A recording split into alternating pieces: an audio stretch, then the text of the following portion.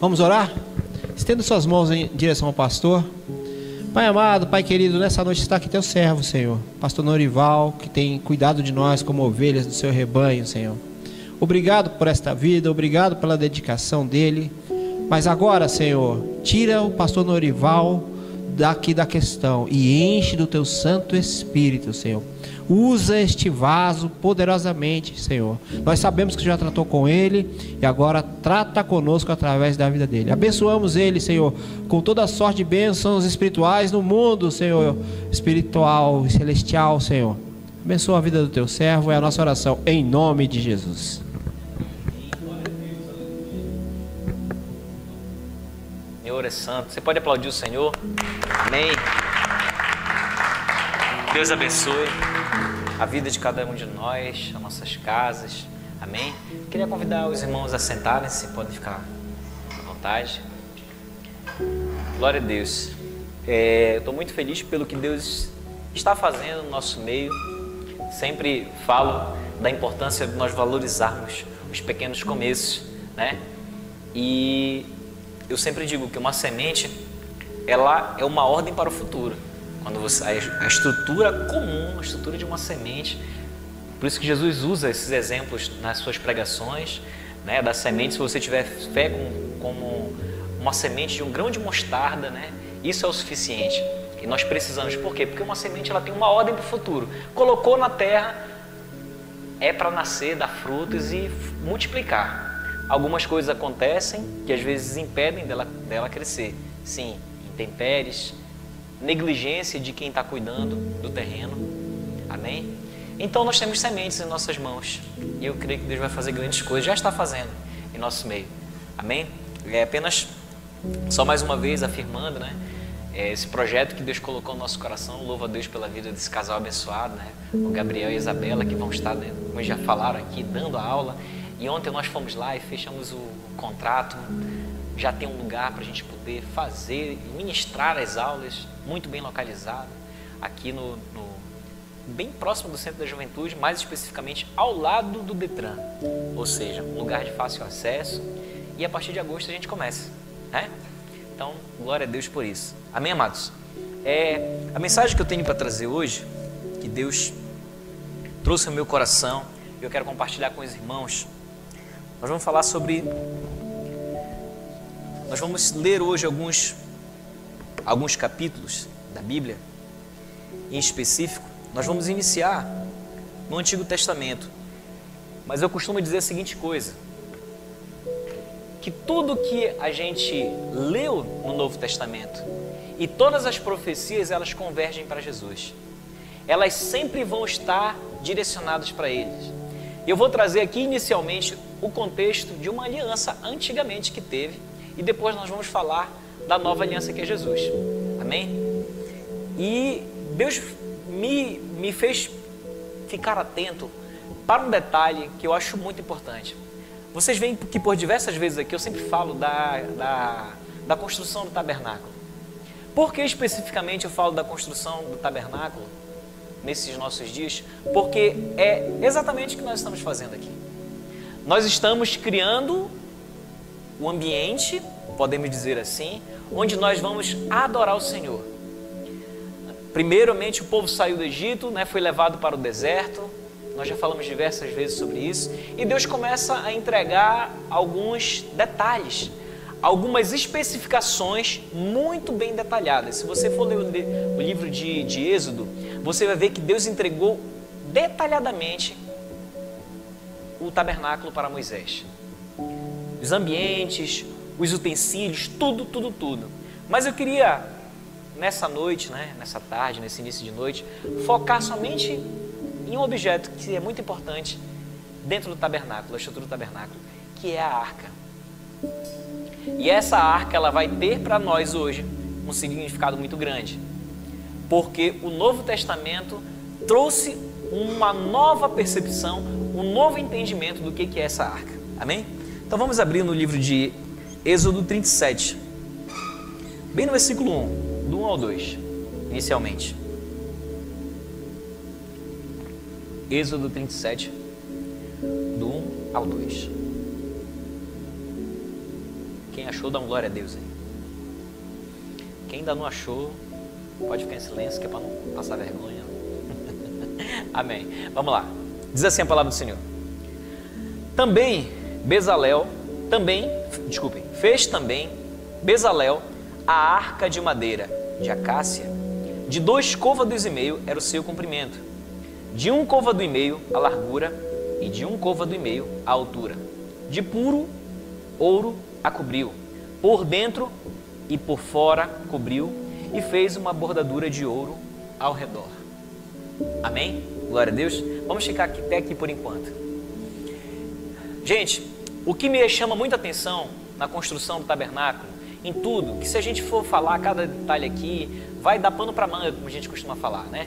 Existem muitas coisas ali, mas a grande realidade é que hoje em dia nós não temos esse tabernáculo para nós estarmos congregando. Não exatamente como foi as especificações que foram dadas para Moisés, mas eu queria que você tentasse nesse detalhe aqui, primeiramente, na pessoa de Bezalel.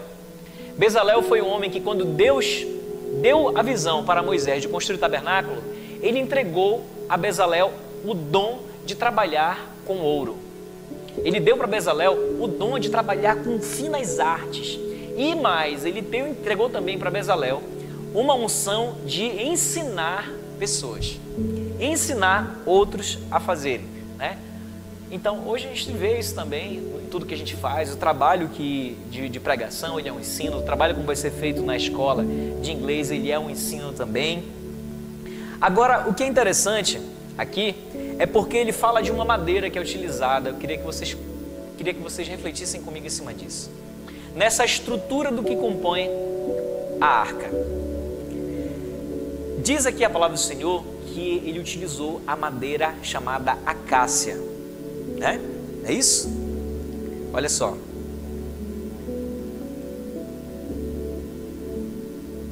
Fez também Bezalel a arca de madeira de acácia, logo na parte A desse capítulo.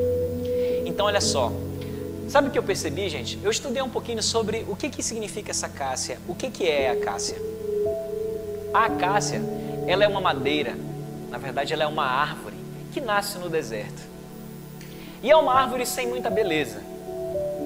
É uma árvore que tem nas folhas delas muitos espinhos. É uma árvore que ela nasce num terreno árido. Nós vemos a acácia no Brasil, mas aqui nós estamos falando especificamente da acácia do deserto, porque foi lá que foi feito, amém? Então, gente, sabe o que é interessante? Que essa árvore, ela tem a capacidade de nascer em um lugar que é um lugar de difícil sobrevivência, podemos dizer assim.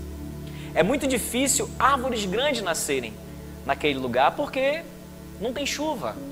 Existe um clima, não é propício a grandes cultivos ou coisa parecida. Mas essa árvore em específica, ela é utilizada aqui, você sabe por quê? Porque ela é uma árvore muito simples. Ela não é uma madeira nobre. E quando a gente olha para a composição da arca, diz que ele utiliza a acácia e ela é revestida de ouro. Esse ouro, meus amados, ele aponta para a presença, a glória de Deus. Amém? Agora, sabe o que é interessante? Que a madeira acácia, ela é uma das únicas, se não a única, eu não estou falando porque eu não sou especialista, mas eu sei que ela é uma das únicas madeiras que suporta ser forjada junto com o fogo, junto com o ouro, me perdoe. Porque ela precisou ser totalmente revestida. E isso, meus amados, é nada mais, nada menos para com que colocasse algo dentro dela. Depois de feita essa estrutura, a Bíblia fala do propiciatório, que é aquela parte totalmente de ouro, que fica em cima com 2 anjos. Todos conhecem, né? Essa composição. Agora, sabe o que é interessante? Que depois de toda a tenda do tabernáculo construída, essa arca ela era colocada no Santo dos Santos. E ali no centro dessa arca, primeiramente eu vou falar a parte de dentro. Dentro da arca, o que é que nós tínhamos? O cajado de Arão. O maná que desceu dos céus. Um pouco do maná desceu dos céus dentro de um recipiente. E também as tábuas dos 10 mandamentos. por cima dela, fechado com o propiciatório com ouro. E ali no propiciatório, exatamente no centro, uma vez por ano, o sacerdote fazia algo inusitado. Era feito um sacrifício. E esse sacrifício, pegava-se o sangue desse sacrifício e aspergia-se o sangue em cima desse propiciatório. E aí, meus amados, nós vemos a junção de duas coisas que apontam para hoje. Que somos nós e a presença do sacrifício de Cristo em nossas vidas. E eu quero te dizer por quê. Porque no deserto, a Arca da Aliança, ou também conhecida como Arca do Testemunho. Você sabe por que a Arca do Testemunho? Porque dentro dela havia evidências de algo sobrenatural que Deus havia feito. A Arca do Testemunho, porque ela, dentro dela, exatamente, haviam registros, sinais do que Deus havia feito no meio do povo. O cajado que abriu o Mar Vermelho, o cajado que fez tantos sinais, prodígios e maravilhas, o pão que alimentou o povo durante muito tempo no deserto, e também a tábua dos 10 mandamentos. A palavra de Deus, o comando de Deus dentro do povo, dentro da arca, ali dentro daquela arca, coberta com propiciatório, aspergido o sangue sobre ele, enchia-se então da presença de Deus naquele lugar. E chamava a atenção de todas as pessoas, todo o povo que já havia sido liberto, que estavam ali, ficavam aguardando a presença de Deus encher aquele lugar. E sabe o que eu acho muito lindo? Porque quando a gente vai para a palavra do Senhor, ela conta para nós, ela traz, ela renova, posso dizer assim, muito significado na nossa vida. Olha só, no livro de Levítico, no capítulo 16, verso 14, diz a seguinte coisa. Levítico 16, 14, tá? Diz assim, ó: tomará do sangue do novilho e com o dedo sobre a frente do propiciatório, diante do propiciatório aspergirá 7 vezes o sangue com o dedo. Apenas ressaltando aquilo que era feito ali. E gente, eu estava olhando algumas coisas assim em relação a sacrifícios na Bíblia, especificamente durante esse período, e eu vi algum daqueles novilhos, né? Alguns daqueles animais que eram sacrificados. Sabe o que é engraçado, gente? Aqueles novinhos, né? Eles são tão indefesos, eles são tão lindos, você olhar para eles, porque a Bíblia diz que eles tinham que ser sem mancha. Era tão lindo olhar para eles, porque sabe por quê? Porque eles são tão indefesos, cara. Eles são tão indefesos assim, eu comecei a ficar com dó de ver o jeitinho deles, às vezes tremendo ali, né? O jeitinho como eles andavam. E exatamente esse cordeiro inocente, esse cordeiro que aonde você quisesse levá-lo, ele vai, para onde você mandar, ele faz aquele... gente, é comparado assim a uma criança. É uma coisa assim que dá dó de você imaginar que aquilo ali vai ser sacrificado, que aquilo ali vai ser morto, porque ele não tem culpa nenhuma. Porque ele é tão indefeso, porque ele não fez nada de errado para estar sendo sacrificado, mas ele era entregue.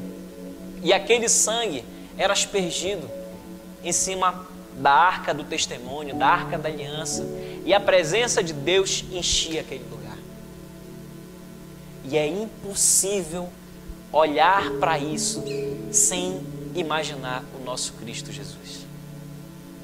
É impossível olhar para um cordeiro daquele indefeso, frágil, que a gente dá dó de ver aquilo acontecer. Isso para a gente pode parecer muito fora do nosso cotidiano, imaginar. Hoje em dia você fala em sacrifícios, a gente vê muitas vezes são cultos de bruxaria que são feitos isso, né? Ou alguns rituais da Umbanda, Quimbanda, Candomblé, né? Eu já vi também, eu acompanho muito um pastor, que qualquer dia ele ainda vai vir aqui conosco, o pastor Peter, e ele vem de uma cidade chamada Togo, na África, que é onde surgiu o voodoo. E, gente, eu vi uma cena de uma criança que ela fica possessa, no meio de várias pessoas possessas, ela pega um filhotinho de cachorro, ela mata com os dentes o filhotinho de cachorro e coloca no altar. Ali que é o voodoo, é um altar, né? A gente imagina que voodoo é aquele boneco que se faz, mas na verdade voodoo, ele falou para mim que é o altar onde eles queimam sacrifícios. Então aquela cena era uma cena desagradável de se ver. Eu imagino que se nós fôssemos olhar, gente, hoje, se nós tivéssemos o poder de voltar no tempo e ver aquilo que aconteceu, aquele sacrifício, tenho certeza que nós ficaríamos muitas vezes escandalizados de ver aquilo, de ver aqueles animais sendo sacrificados. Mas eu quero te dizer que também, se nós tivéssemos o poder de voltar ao tempo e ver o que aconteceu com Jesus, e eu quero te dizer, esse poder existe, basta você ler as Escrituras, porque você vai ver que o sacrifício que nos trouxe a paz estava sobre ele, e nas suas pisaduras nós fomos sarados. Quando eu olho para aquele cordeiro inocente que vai ser imolado ali, por causa dos pecados do povo, aquele cordeiro não tinha culpa nenhuma, e é impossível olhar para isso e não ver Jesus. Você sabe por quê? Porque a palavra do Senhor me conta, no capítulo 1 de João, que o Verbo se fez carne e habitou entre nós. Existe uma tradução que eu acho muito bonita que diz que é o conceito se fez carne e habitou entre nós. Algumas podemos dizer que o Logos também é a lógica, se fez carne e habitou entre nós. E é interessante refletirmos sobre isso, sabe por quê? Porque a Bíblia me diz que Jesus, ele é a cabeça da igreja e nós somos o corpo. Tudo aquilo que é inteligente, tudo aquilo que é racional, tudo aquilo que é poderoso que nós vemos no ser humano sendo manifestado, realmente essa comparação é utilizada para Jesus quando diz que Ele é a cabeça, Ele dá o comando a todos nós. E esse Cristo não tinha pecado. Esse Cristo, esse Jesus, Ele sim, teve que tomar o meu pecado e o seu. Quando eu começo a ler a palavra do Senhor no Novo Testamento, o sacrifício de Jesus, eu começo a lembrar daqueles cordeiros tão lindos e tão fofinhos que eu vi naqueles vídeos. E eu olho para Jesus, eu vejo eu vejo uma pureza muito maior, porque Ele é o Filho de Deus que habitou entre nós. Ele carregou o meu pecado, Ele carregou o seu pecado, e Ele foi mudo. Pilatos disse para ele, quando ele se olhou para ele, disse assim: eu não sabia que eu tenho o direito de te tirar, eu tenho poder, disse assim, eu tenho poder para te tirar, para te livrar dessa cruz, te livrar desse martírio. Ele disse a seguinte coisa: nenhum poder é dado ao homem que não venha dos céus. Cuspiram no rosto de Jesus, bateram nele. Pode parecer muito comum a gente falar sobre isso, mas é incomum nós não vivermos isso na nossa vida como crente. Nós nunca podemos deixar de ver a pessoa de Jesus Cristo nas nossas mensagens, na nossa pregação, no nosso serviço. E a palavra do Senhor me conta que Ele foi entregue, Ele se entregou. E a palavra do Senhor diz que o sangue dele foi derramado por nós em sacrifício. No exato momento onde ele estava na cruz, quando o centurião fura o lado dele, ali jorra sangue e água. Nós sabemos que a água ela só vai jorrar quando acabar o sangue, né?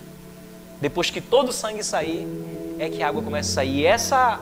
E isso que saiu do lado de Jesus tocou os olhos de um soldado que estava cego de um lado, e ele ficou curado.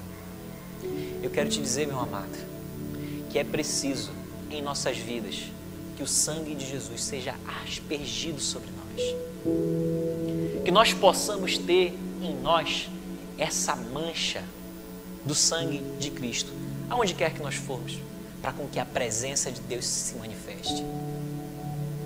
Eu imagino como seria a cena. Então, minha gente, eu fico imaginando como seria caminhar no tabernáculo, ver aquele monte de sangue, ver aquele monte de animais. Gente, tudo ali, depois de ungido, precisava ser aspergido sangue. É impossível você olhar para sangue e não pensar o que foi que aconteceu para chegar aquele sangue ali. Eu sou um cara que quando eu vejo sangue me dá um negócio. Eu não tenho assim, a minha estrutura não é muito boa para ficar olhando sangue. Eu não tenho uma boa estrutura para isso, sabe? Porque eu sei eu tento imaginar aquilo que aconteceu. Gente, para onde as pessoas olharem nós, é preciso que elas vejam esse sangue sobre as nossas vidas, do sacrifício de Cristo. Pode não parecer bonito, e não é muito bonito não, você olhar a cena, talvez você olhar aquilo ali, ver, imagina, você já viu quando é que fica muito tempo sangue num lugar? Imagina como é que era aquele propiciatório ali, gente, que todo tempo você tinha que jogar sangue. Imagina como eram aqueles altares. Imagina, gente, como deve ser a nossa vida, sempre carregando a marca do sangue de Jesus Cristo sobre nós. A palavra do Senhor aponta para cá, no livro de Êxodo, capítulo 37, sobre essa arca. Essa arca aqui, feita de acácia. Essa arca aqui, essa madeira aqui de nobre, não tinha nada. Mas ela foi revestida de ouro. Eu quero te dizer que nós somos essa madeira. Nós somos uma madeira que muitas vezes de nobreza nós não temos nada. O meu sangue não é da realeza dos homens. O sangue que corre nas minhas veias.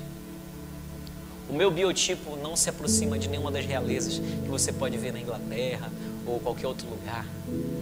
Muitos de nós não temos sequer uma família podemos dizer assim, uma família com nome, né? Com aquele sobrenome forte daquela história. Eu quero te dizer que Deus usou homens simples para poder levar a sua mensagem. Deus precisou chamar homens simples. Assim como a madeira de acácia, ela pode suportar grandes dificuldades, grandes períodos sem água. Muitas vezes o ser humano, ele é assim também. Eu quero te dizer que Deus não nos escolheu por causa de talentos que nós temos. Porque a Bíblia diz que nós somos, se não fosse a misericórdia de Deus, nós haveríamos sido consumidos, porque nós somos pecadores. E de nada sai da nossa boca, do nosso coração, se não for engano e mentira. Mas ainda assim, o Senhor decidiu nos revestir com a sua glória.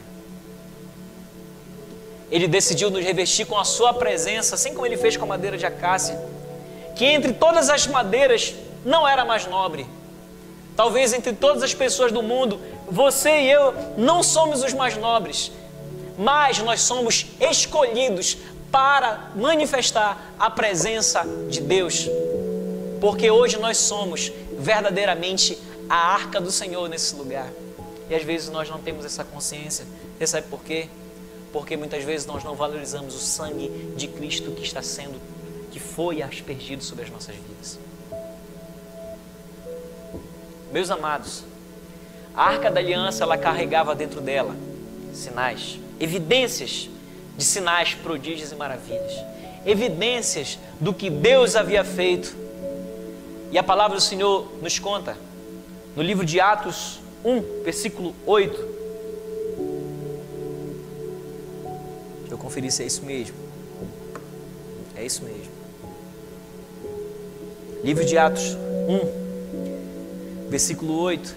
Vamos ver o que está escrito lá. Pode colocar, meu filho. Mas recebereis o poder do Espírito Santo, que há de vir sobre vós, e ser-me-eis testemunhas, tanto em Jerusalém, Judeia, como em toda a Judeia e Samaria, até os confins da terra.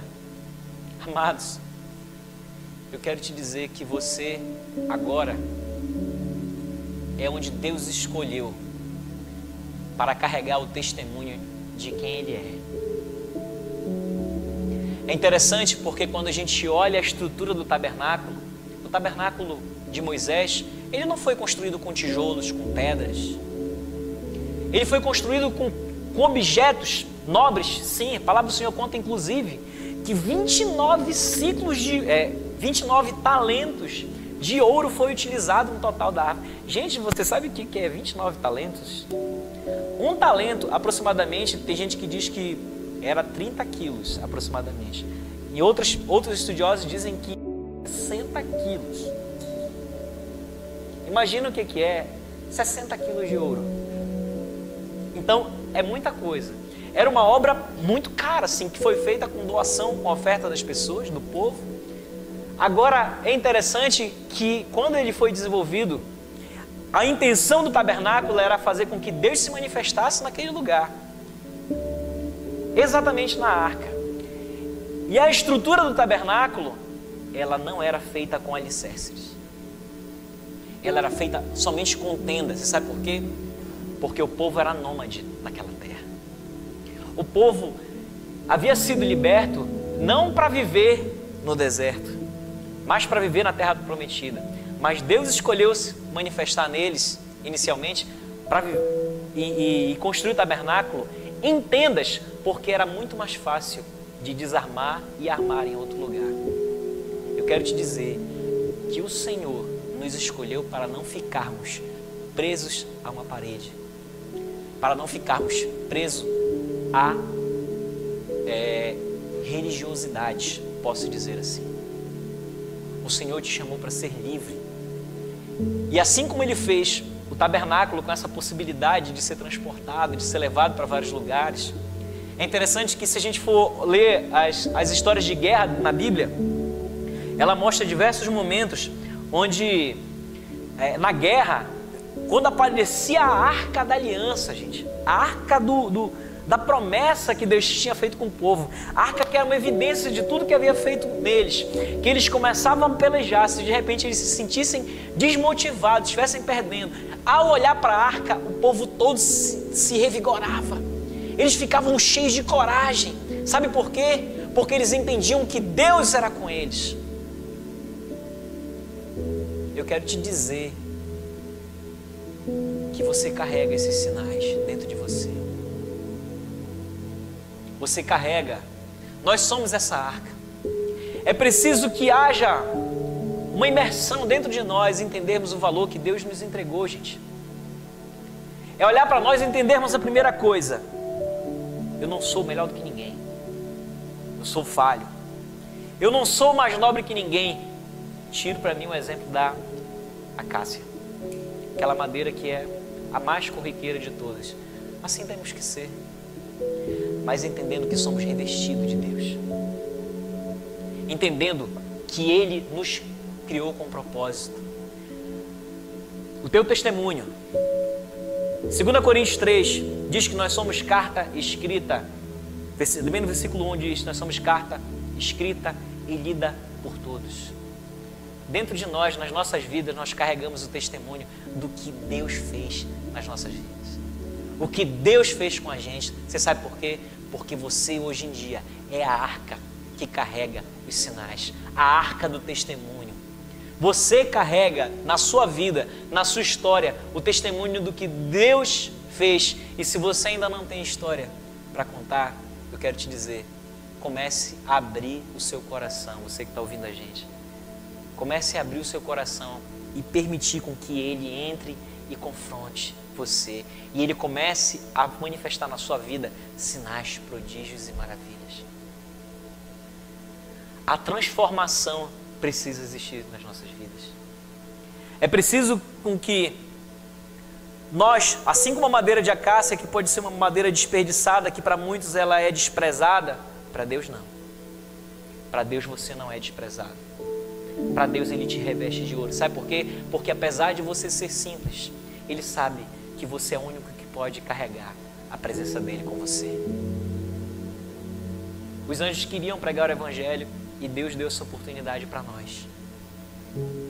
Eu quero te dizer que a madeira de acácia, aquelas que foram escolhidas para estar ali, para compor aquela arca, elas nasceram e cumpriram um propósito para fazer aquilo.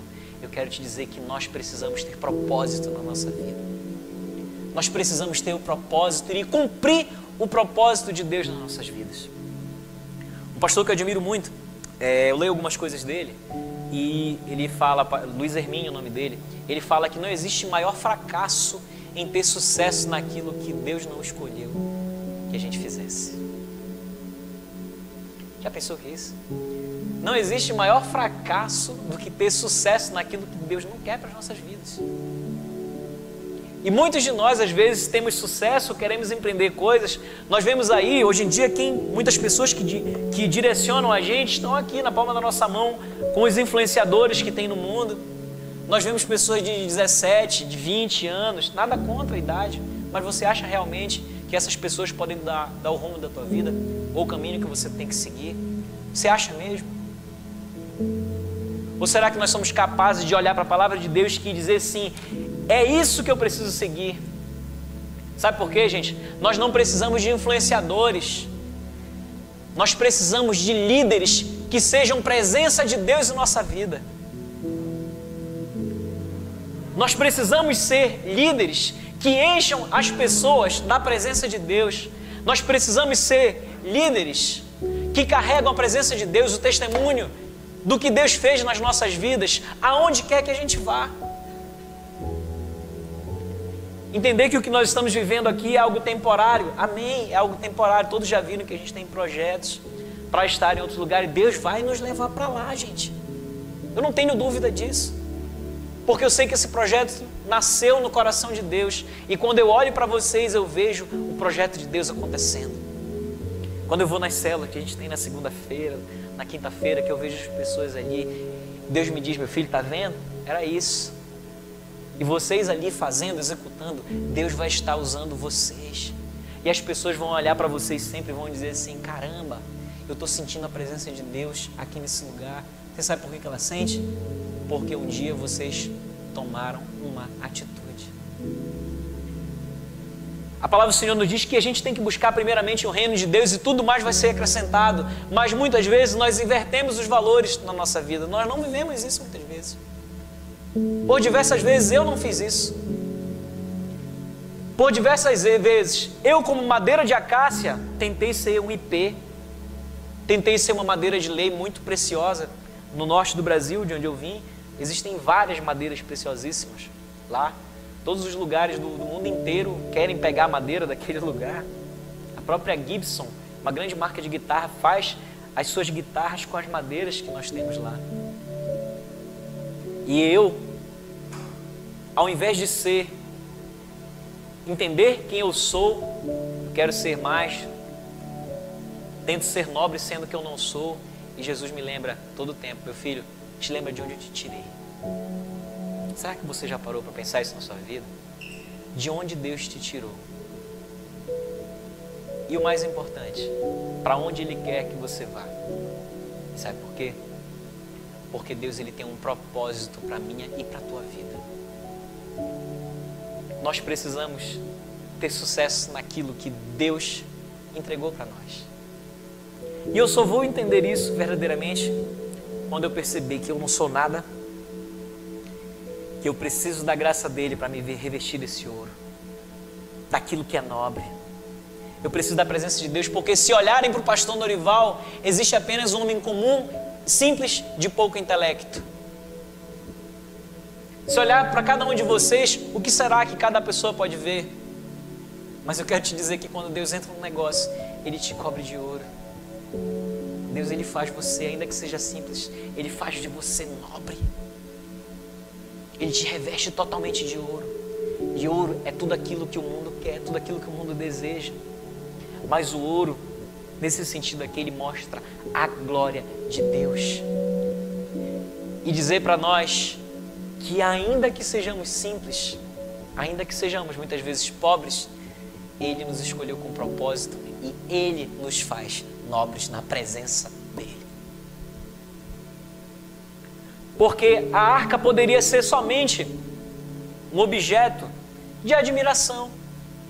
A arca poderia ser somente um objeto de valor estimado, né? Poderia se calcular o peso, ver e tentar dar um preço, mas não é isso, não é esse valor que não é disso que nós estamos falando.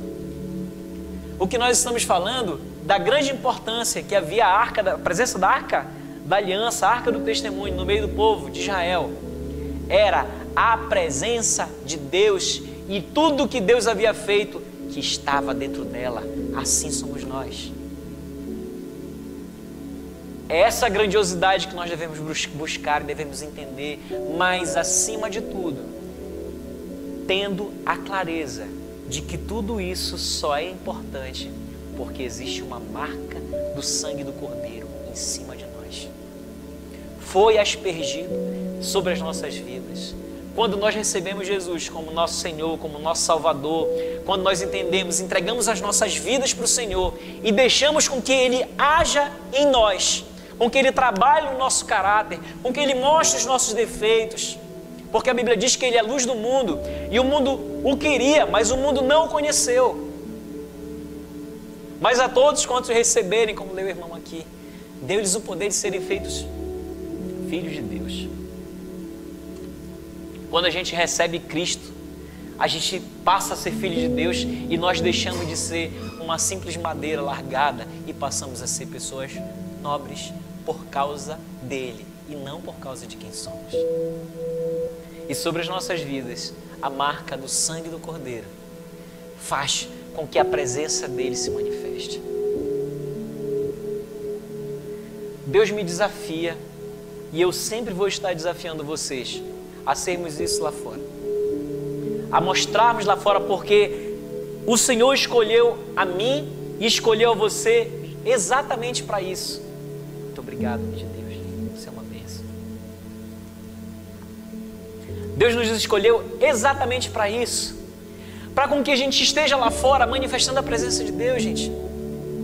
Sabe, existem algumas coisas que a gente está fazendo, normalmente quando eu compartilho as nossas ideias, o que Deus tem feito, o que Deus... Fala um pouco, brevemente, às vezes, sobre o projeto, do que é o Na Videira. E eu vejo despertar nas pessoas, poxa, que legal, que bacana. Quando eu comentei ontem com o rapaz falando do projeto, da intenção de fazer de abençoarmos as pessoas, né? Com o curso de inglês, e ele olhou assim e disse, poxa, que bacana uma igreja se dispor a fazer isso. E sabe o que acontece, gente? Se a gente não fizer, o mundo está aí para fazer. Sabe o que acontece, gente? Sabe qual é a nossa intenção? É poder chegar lá fora, abençoar pessoas, mas saber que quem está abençoando elas não é uma instituição, não é uma denominação, não é uma nomenclatura, não é uma empresa, mas que eles entendam que é Deus que tocou o nosso coração e está desejando abençoá-los. E sabe por quê? Porque nós somos a nova arca de Deus. Sobre as nossas vidas, nós entendemos o sacrifício de Cristo. Nós precisamos ter essa convicção sempre, ainda que sejamos simples, ainda que você não esteja nos teus melhores momentos, porque todos nós passamos por nossas guerras, dentro de casa, no trabalho, seja lá onde a gente for. A vida não é feita de maravilhas, não.